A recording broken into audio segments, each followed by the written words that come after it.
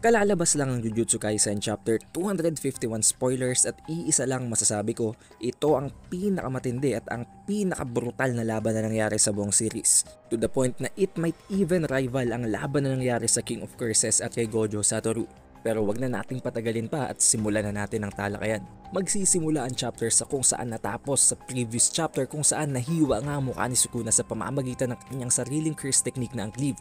Dito ay nai-reveal na ni Yuta na nakopya niyang curse technique ni Sukuna sa pamamagitan ng isa pa niyang nawawala na daliri. Dito na ipinagpatuloy ni Yuta at ni Yuji ang kanilang napakatinding close quarters hand-to-hand combat laban kay Sukuna, and we can clearly see na this is very one-sided. Binugbog at ginulpin nila ng napakatindi ang King of Curses to the point na para bang itong pinakaunang beses na nadaanas ito ni Sukuna. Maraming magsasabi na naman na napaka-biased and one-sided ng sinasabi ko, pero you can clearly see for yourself kung gaano katindi ang tinatamo ni Sukuna ng suntok at sipa mula kay Yuji at Yuta. Although pumapalag at nagre-retaliate pa rin naman si Sukuna sa pamamagitan ng pag-headlock kay Yuji at pag-launch ng cleave sa kanyang katawan, subalit hindi nito napigilan si Yuji at idinura at binuga pa ni Yuji ang dugo mula sa kanyang bibig papunta sa mukha ni Sukuna. Nang dahil nga sa nahinder ang vision ni Sukuna nang dahil sa ginawa ni Yuji, ay nagkaroon naman ng tsansa si Yuta na mag-launch ng napaka-solid na uppercut kay Sukuna. Kahit napakatindi na ng tinatamong injuries ni Yuji mula sa laban na ito, hindi pa rin siya tumitigil at hindi pa rin siya sumusuko dahil alam niya na ito na ang pinakahuling tsansa nila para talunin si Sukuna at para mailigtas si Megumi. Sumali na naman si Rika sa bakbakan habang hinahawakan ng paa ni Sukuna at itinatapon siya na sinasalo naman ni Yuji sa pamamagitan ng kanyang sipa.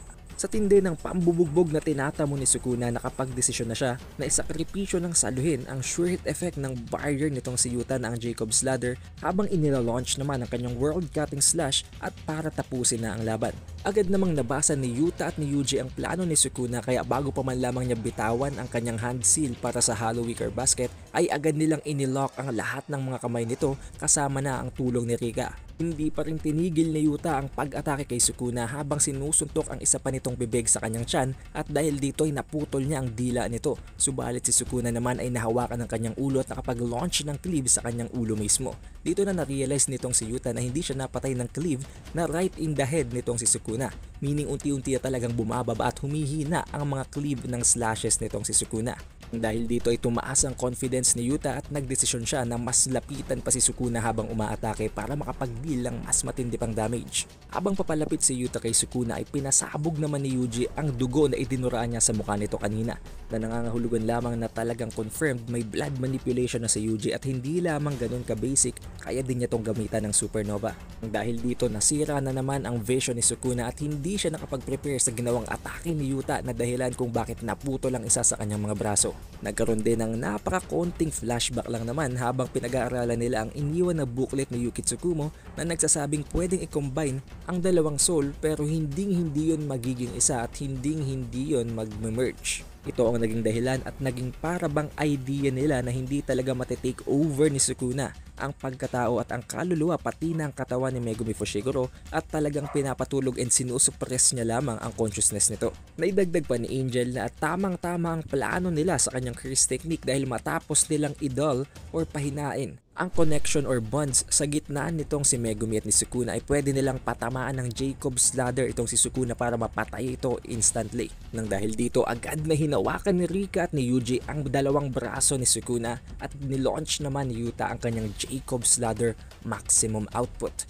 Nagkaroon ng napakatinding beam of light mula sa langit na tumama directly kay Ryomen Sukuna, at makita natin sa mga sumunod na panels na parabang nasunog at natusta ang katawan nito.